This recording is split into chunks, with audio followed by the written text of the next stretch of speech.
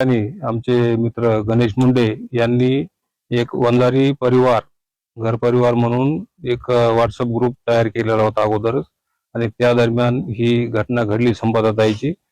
तर त्यांनी त्या माध्यमातून जो वंजारी घर परिवार ही आहे व्हॉट्सअप ग्रुप आहे, त्याच्यावरून सगळ्यांना मदतीचं आवाहन केलं. कारण जी आमची संपदाताई मुंडे तिची घरची आर्थिक परिस्थिती ठीक नाहीये, त्याच्यामुळं आता आम्ही संपदाताईला तर वापस आणू शकत नाही, परंतु जे त्यांचे मागे आई वडील आहेत, भाऊ आहेत 2, तर त्यांना एक छोटा मदतीचा हात म्हणून आम्ही या ठिकाणी त्यांना ते मदतीचा हात सुपूर्द करण्यासाठी आलेलो आहे.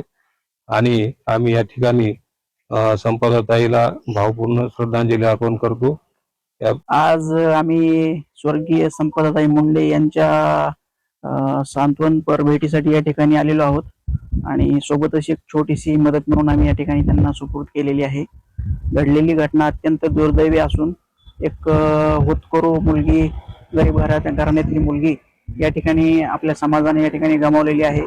आज पाहिलं तर त्या मुलीने 114 PM केलेले आहेत असं आम्हाला त्यांच्या भावाकडून समजले आणि निश्चितच